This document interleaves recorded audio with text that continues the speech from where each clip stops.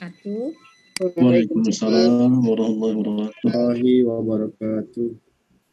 Ya, mudah-mudahan Ibu Bapak sehat ya sampai hari detik-detik terakhir mengikuti PJJ ini. Amin. Jadi mudah-mudahan bisa lulus semua begitu ya. Amin. Harus lulus panas semua. tiris, Bu. Pengennya begitu ya. Pas panas tiris, Bu. Mudah-mudahan tetap semangat di materi yang terakhir ini, Bu Bapak.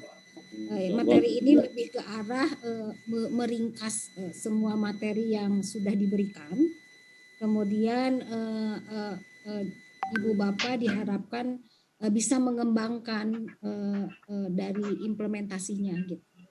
Jadi materi ini sebagai bukti bahwa Ibu Bapak memang memahami seluruh materi yang diberikan sebenarnya. Begitu dalam tugasnya nanti ya. Karena nanti ada tugas mandiri kan begitu di tulis mata pelatihan. Gitu.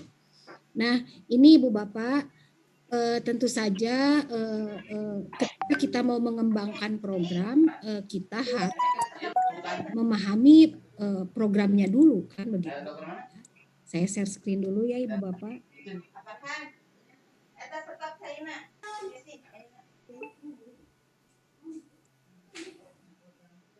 Sudah terlihat?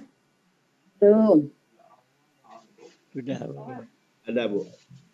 Sudah terlihat ya ini? Sudah, Bu, sudah. Ya, penyempurnaan program pengawasan. Jadi ketika kita sudah menyusun, tentu saja penyempurnaan itu setelah tersusun kan gitu.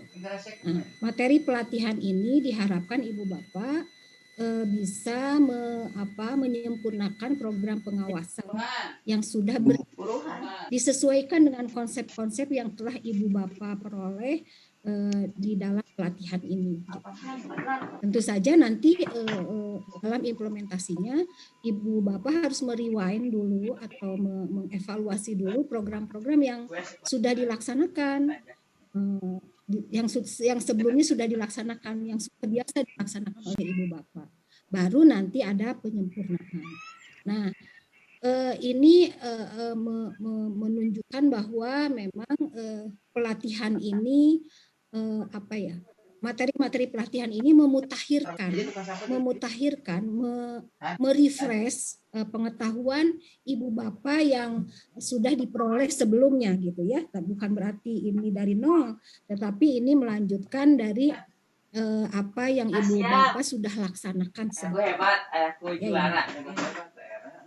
Saya tidak bosan-bosan mengingatkan bahwa Balai Diklat Keagamaan Bandung memohon dukungan untuk menjadi zona integritas ya Ibu Bapak. No corruption, no gratifikasi. Jadi Balai Diklat Keagamaan Bandung ingin menjadi juara, jujur, unggul, akuntabel, responsif, dan amanah. Ini yang ingin kami wujudkan di Balai Diklat Keagamaan Bandung. Sehingga peningkatan kompetensi peserta pelatihan yang menjadi peserta pelatihan di Balai Diklat Keagamaan Bandung bukan sekedar meningkat kompetensinya, bukan sekedar meningkat pengetahuannya, tetapi berdampak pada peningkatan performance-nya atau kinerjanya di lapangan di tempat bekerja, di mana akan memiliki signifikansi kepada peningkatan mutu pendidikan, mutu siswa, mutu guru, mutu kepala madrasah. Ini harapan kami kenapa BDK Bandung juara begitu ya. Jadi ini tadi sebagaimana saya sudah katakan bahwa Ibu Bapak harus pahami betul penyempurnaan program pengawasan itu berawal dari apa yang sudah Ibu Bapak lakukan di lapangan sebelum pelatihan ini tentunya, atau di perencanaan yang sudah Ibu Bapak susun di awal tahun ajaran, di awal tahun anggaran atau awal tahun ajaran gitu ya. Jadi tentu saja yang sudah dibuat saya yakin itu sudah benar, tetapi perlu disempurnakan dari hal-hal sebagaimana diuraikan di dalam mata-mata pelatihan di hari pertama sampai sekarang begitu. Harapannya begitu ya Ibu. Nah, makanya ini dilakukan, ini adalah tuntutan memang kurikulum pelatihan penguatan substansi kepengawasan, pengawas untuk pengawas, karena regulasi memang ada hal-hal yang baru yang harus kita ikuti. Jadi kenapa refresh ini harus dilaksanakan? Kenapa penguatan kompetensi pengawas itu harus dilaksanakan secara pelatihan dalam kurikulumnya, karena memang tuntutan regulasi.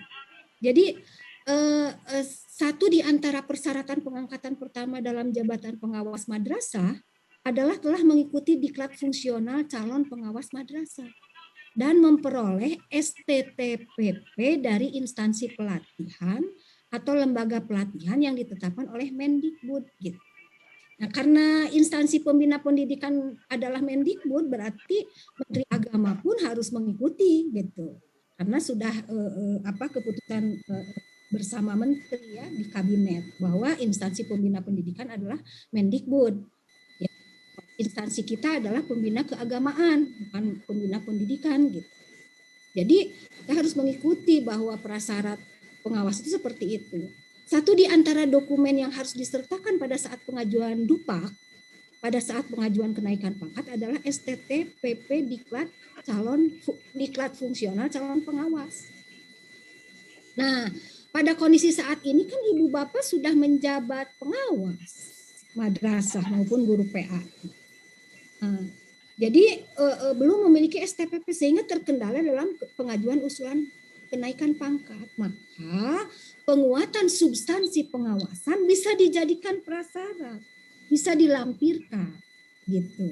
Jadi ini adalah kondisi saat ini, pelatihan penguatan pengawas ini, kompetensi pengawas ini adalah untuk sebagai antara kebijakan yang sudah strike bahwa calon pengawas harus didiklat dulu, diklat pembentukan jabatan. Dan diklat pembentukan jabatan itu ranahnya bukan di Balai Diklat Ibu Bapak, harus Pusdiklat gitu ya. Kecuali nanti Pusdiklat mendelegasikan ke Balai Diklat baru boleh. Karena itu diklat pembentukan, diklat fungsional gitu. Nah, ini makanya ini pelatihan ini mudah-mudahan merefresh, memutakhirkan pengetahuan Ibu Bapak berkenaan dengan kepengawasan.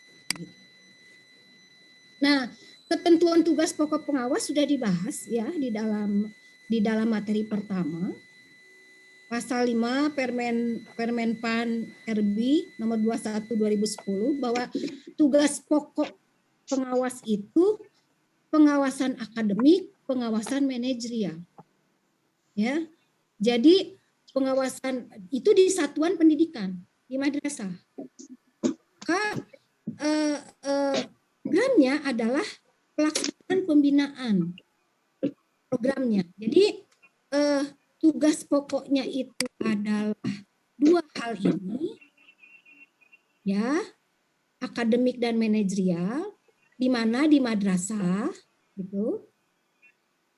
Maka programnya adalah ini, pelaksanaan pembinaan, pemantauan pelaksanaan standar nasional pendidikan, penilaian, evaluasi, membimbing dan melatih profesional guru, pelaksanaan tugas di daerah khusus, ya, termasuk di dalamnya di sini kepala madrasah ya, pembinaan kepala madrasah.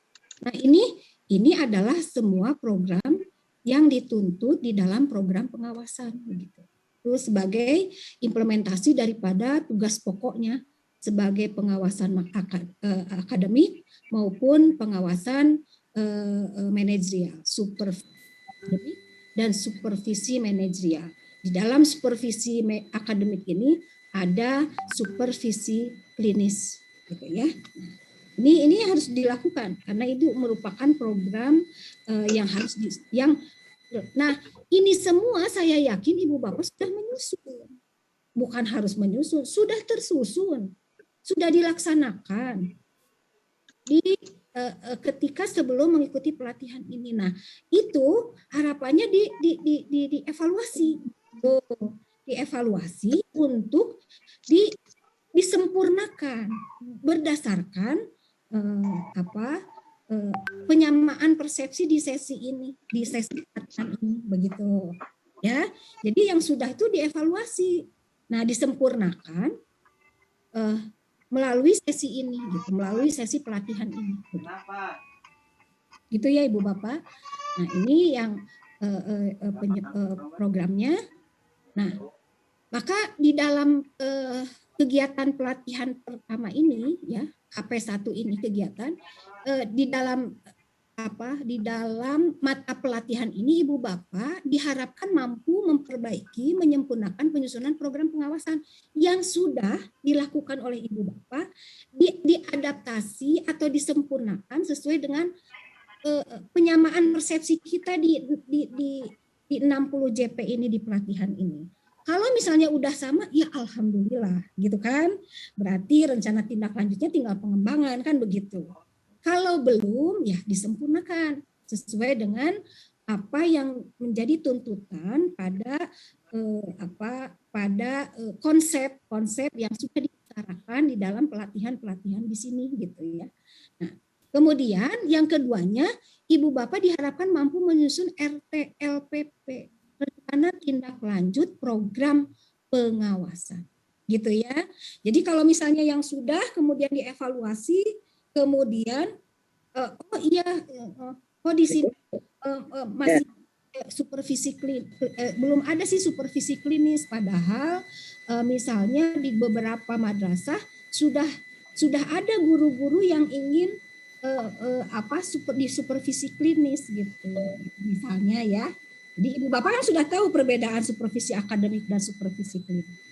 Oh, berarti harus ditambahkan dong, karena madrasah ini guru-gurunya sudah punya kesadaran, sudah satu frekuensi dengan pengawas, sehingga ada beberapa guru yang meminta justru pengawas masuk kelas. Nah, itulah supervisi klinis ya.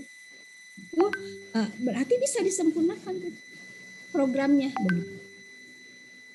Jadi ini yang harus dipahami. Atau misalnya pengawas guru PAI, ya, padahal dia punya tugas juga supervisi manajerial, kan bisa koordinasi dengan Kemenag kalau memang di bawah Kementerian Agama, bahwa harus menjadi pengawas manajerial salah satu madrasah misalnya.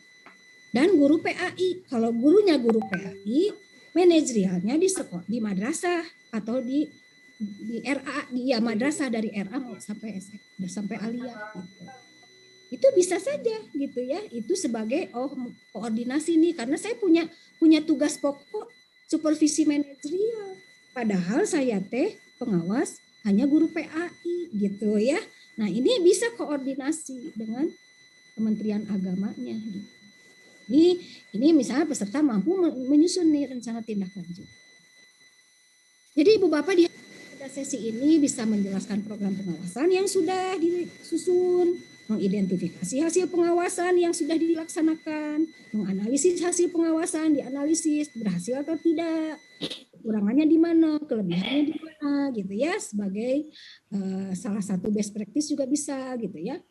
Kemudian mengevaluasi kelengkapan aspek pada program pengawasan, mengevaluasi kenapa berhasil, kenapa gagal, kenapa tidak jalan, gitu ya.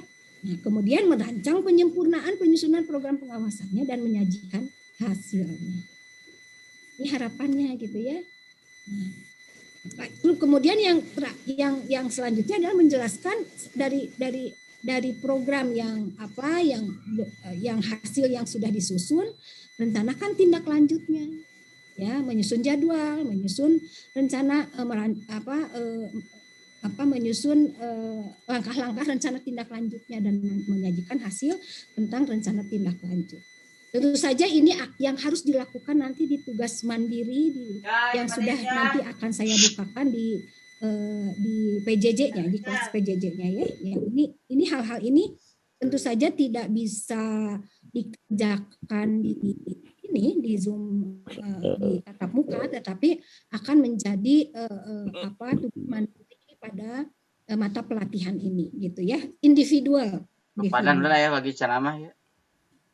Nah, Baiklah, untuk sesi pertama ini sebetulnya ada dua ini ya, ada dua kegiatan pelatihan di dalam sesi mata pelatihan ini.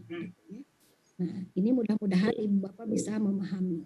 Nah, secara mata pelatihan ini, secara mind map-nya, ini seperti ini Ibu Bapak ya, seperti ini.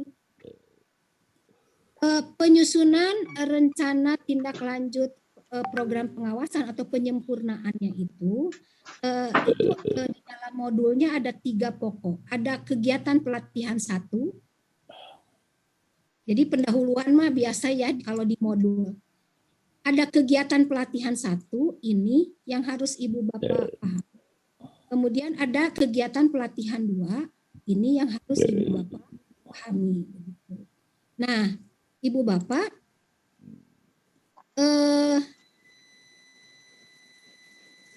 kita masuk kepada kegiatan pelatihan 1, yaitu penyempurnaan program pengawasan. Tadi ya, bagaimana kita menyempurnakan program pengawasan, begitu ya. Hal yang harus Ibu ruang lingkup program pengawasan yang harus Ibu Bapak kemukakan di dalam program ya, sesuai dengan tusinya kan ini kan sudah disusun ya oleh Ibu Bapak. Program tahunan, program semester, RPA, RPM dan lampiran-lampirannya Ibu Bapak tentu saja sudah memiliki. Dan tentu saja program-program yang seperti ini apakah ada di program Ibu Bapak yang sudah disusun sebelumnya gitu. Nah, coba program pengawasan itu kan seharusnya ruang lingkupnya ini.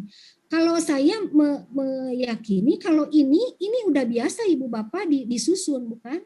Tapi apakah ruang lingkupnya seperti ini? Coba ditelaah. Yang seharusnya seperti ini gitu. Ya. Jadi ada program pembinaannya kepada guru dengan kepada sekolah, ada program pemantauannya. Kalau pembinaan berarti ada gap. Dari mana mau dinaikkan kemana, kan begitu? Ya kan? Pembinaan itu dari yang tidak tahu menjadi tahu, dari yang tidak terampil menjadi terampil, dari yang tidak termotivasi menjadi termotivasi. Nah, itu kan udah jelas untuk guru dan kepala madrasah. Kemudian ketika program pemantauan pelaksanaan SNP, berarti EDM-nya itu udah dipegang sama Ibu Bapak tuh. Evaluasi diri madrasahnya, gap-nya di mana? Sehingga ketika dipantau, oh standar isi ada di sini, standar kelulusan ada di sini nih madrasah ini, gitu kan? Sehingga programnya jelas. Oh, standar proses ini harus ditingkatkan karena positioningnya, misalnya kalau menggunakan instrumen akreditasi, positioning pada level kedua. Padahal harusnya level keempat dong.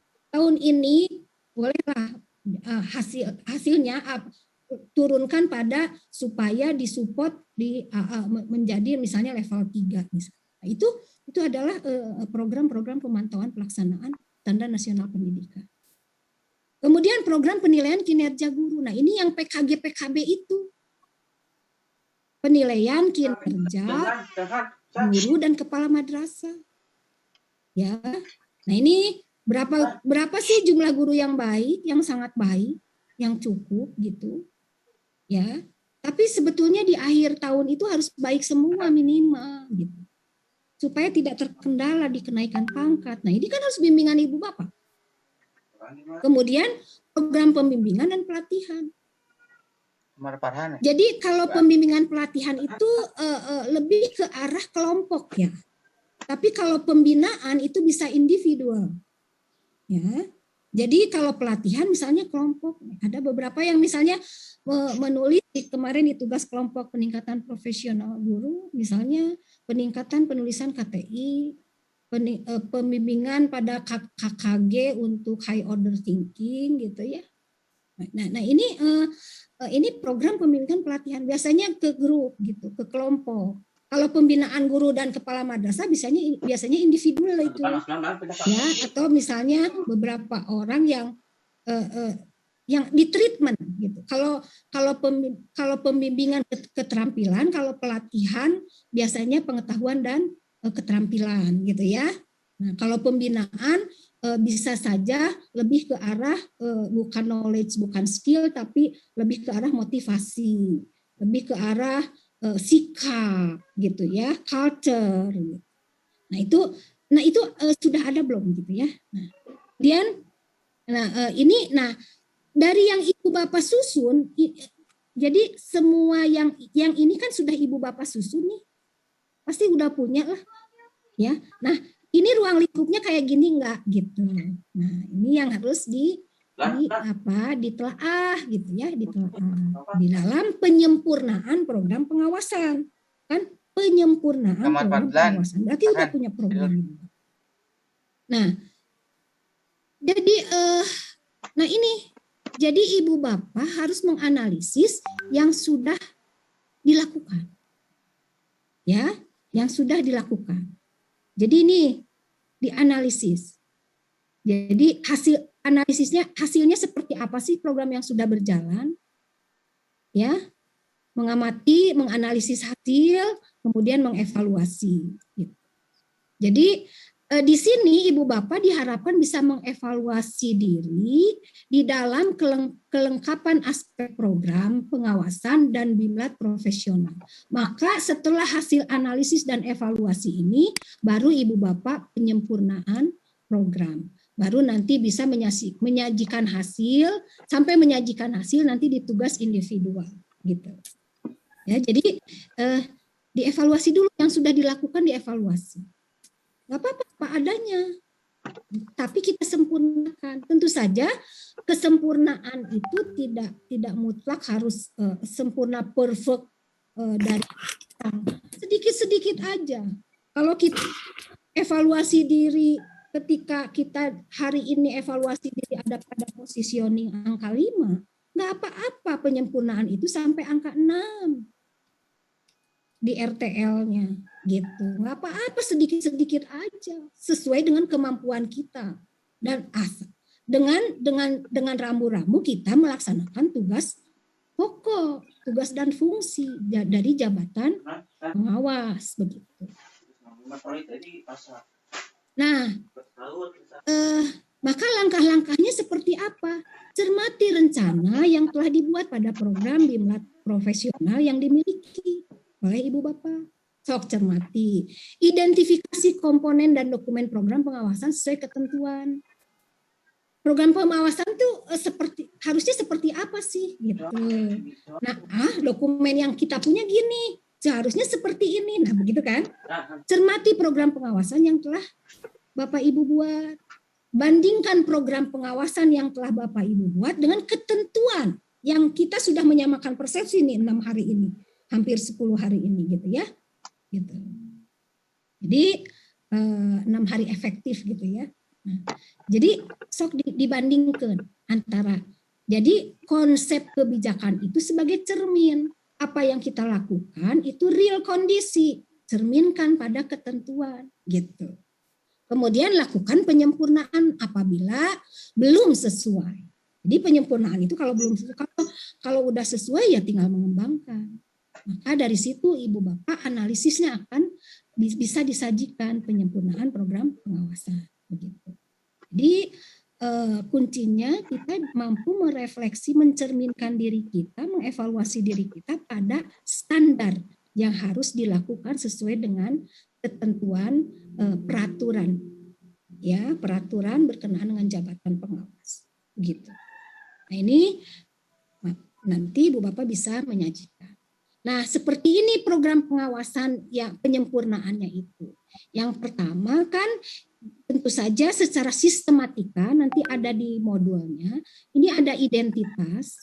Jadi halaman judul, ada biasalah ya untuk bagian awal. Nanti di bagian 1 pendahuluan apa isinya? Latar belakang, landasan hukum, alur, ruang lingkup, manfaat gitu ya. Nah, bab 2 adalah hasil analisis evaluasi tadi. Gitu. Jadi bab 2 itu hasil evaluasi pelaksanaan program kegiatan pengawasan tahun sebelumnya yang sudah ibu bapak buat. Gitu. Baru bab 3-nya program tahunan pengawasan madrasah. Kemudian program semester pengawasan, selanjutnya rencana. Ya, jadi ini tuh perbaikannya. Jadi rencananya nanti dituangkan di bab 5 baru bab 6 penutup dan lampiran-lampiran. Nah, itu secara sistematikanya. Dan sistematika itu ada di bahan ajar ya Ibu Bapak yang ada di kelas PJJ-nya, di mata pelatihan penyempurnaan program pengawasan begitu. Nah, inilah yang harus Ibu Bapak lakukan dalam rangka penyempurnaan program pengawasan. Penyempurnaan program pengawasan. Nah, selanjutnya Ibu Bapak harus bisa menyusun rencana tindak lanjut program pengawasan. Gitu. Apa saja rencana tindak lanjutnya? Nah, tentu saja mengikuti panduan. Ini ada di bahan ajarnya, ya. Format jadwalnya RTLPP-nya gimana? Ya, sesuaikan dengan formatnya. Ya. Nah, maka merancang RTLPP itu merancang jadwalnya seperti ini. Seperti di dalam. Jadi merancang jadwalnya seperti ini. Ya, nah merancang rencananya seperti ini. Nah ini tuh nanti dilampirkan sebenarnya di dalam penyempurnaan program pengawasan. Gitu. Jadi merancang jadwal dan mengidentifikasi sesuai dengan formatnya. Nah ini adalah rencana tindak lanjut di dalam penyempurnaan program pengawasan. Nah, dari situ tentu saja, nah ini formatnya Ibu Bapak, dari jadwal itu turunkan ke format ini. Uraian kegiatan, tujuan kompetensi, indikatornya apa, langkah kegiatannya apa, jenis tagihannya apa, waktu pelaksanaan apa, sumber daya. Misalnya uraian kegiatannya adalah pembimbingan dan pelatihan pada guru. Ya, misalnya KKGA gitu ya. Tujuan kompetensinya apa? Misalnya peningkatan pada kompetensi pedagogi dan profesional guru dalam hal menyusun soal, kan? Misal indikatornya apa? Mampu membuat perencanaan berbasis high order thinking, misalnya, gitu ya. Kemudian mampu menyusun kisi-kisi, kan gitu ya, menyusun kisi-kisi gitu. Nah itu di indikator. Langkah kegiatannya apa? Langkah kegiatan untuk pelatihan itu pertama koordinasi dulu dengan kepala madrasah, bahwa ada di KKG ini beberapa madrasah yang saya pegang sebagai pembinaan akan KKG, dan itu kan pertama koordinasi dulu. Kemudian penentuan jadwal dulu. Jadwalnya kan harus deal karena guru yang bersangkutan terdiri dari beberapa madrasah karena di KKG. Jenis tagihannya apa? Berarti ini adalah surat pemberitahuan untuk koordinasi, kemudian jadwal, kemudian dokumen perencanaan pelatihannya, kan gitu ya, bahan-bahan pelatihannya atau bimbingannya. Gitu. Waktu pelaksanaannya kapan? Berapa, bulan apa, jam berapa sampai jam berapa. Sumber daya yang dibutuhkan apa? Berarti tempat gitu ya. Kemudian juga bukan akomodasi, kelas gitu ya. Nah, hal-hal itu diturunkan di dalam format RTLPP. Nah, ini yang harus dilakukan di dalam merancang RTLPP. Nah, ini sudah di kolom 1 diisi kegiatan tadi ya, melaksanakan praktek pembinaan guru, merancang penilaian gitu ya. Nah ini alternatif kegiatannya banyak. Itu untuk kolom 2, kolom 3-nya diisi dengan tujuan berupa uraian kompetensi, pengetahuannya apa, keterampilannya apa tadi ya. Bisa menyusun, bisa mengidentifikasi, bisa membuat apa gitu ya. Nah itu di kolom 3. Kolom 4-nya indikator keberhasilannya lebih spesifik gitu ya. Misalnya kalau bisa mampu mengidentifikasi proses pembelajaran hot dalam RPP, misalnya berarti indikatornya peserta mampu guru mampu menurunkan ya kompetensi dasar pada indikator pencapaian kompetensi yang berbasis HOT, high order thinking. Gitu. Nah, itu lebih spesifik. Jadi kalau indikatornya itu merujuk pada kompetensi yang ingin dicapai. Kemudian yang kolom kelima diisi dengan langkah-langkah kegiatan yang saya contohkan tadi, gitu ya. Dari mulai koordinasi sampai deal waktu nih, semua guru bisa di hari itu, gitu kan. Kemudian kolom 6 diisi dengan jenis tagihan berupa format, laporan, gitu ya, surat, ya, dokumen, kan nanti jenis tagihannya yang akan ibu bapak kumpulkan sebagai bukti perencanaan dan pelaksanaan serta sampai evaluasi. Ini ada di kolom 6. Kemudian di waktunya yang jelas, tanggal, bulan, jam kalau perlu, gitu ya. Kemudian yang kolom ke-8-nya diisi dengan sumber daya meliputi prasarana sarana yang dibutuhkan di dalam praktek pengawasan ini. Nah, nanti ibu bapak diminta menyajikan di dalam tugas di individualnya, gitu ya. Tentu saja kalau di sini rasanya tidak mungkin gitu untuk menyusun sampai sini begitu ya ibu bapak, makanya dijadikan tugas individual di hari ini. Mudah-mudahan hari ini bisa selesai. Nah, itu yang bisa saya sampaikan untuk sesi ini. Saya ada permintaan pada ibu bapak di jam sekarang ya, jam berapa ya? 8. Ibu bapak menulis di chat. Ya, ibu bapak menulis di chat ini. So, menuliskan 2 atau 3 hal yang paling penting yang saudara pelajari setelah mengikuti sesi ini. Ya, jadi tulis aja 2 hal yang penting setelah penyempurnaan program pengawasan itu materi pelatihannya yang penting tuh ini sama ini gitu. So, silakan ibu bapak diberi waktu berapa menit ya? 10 menit ya untuk 10 menit lah. 10 menit. 10 menit, Bu.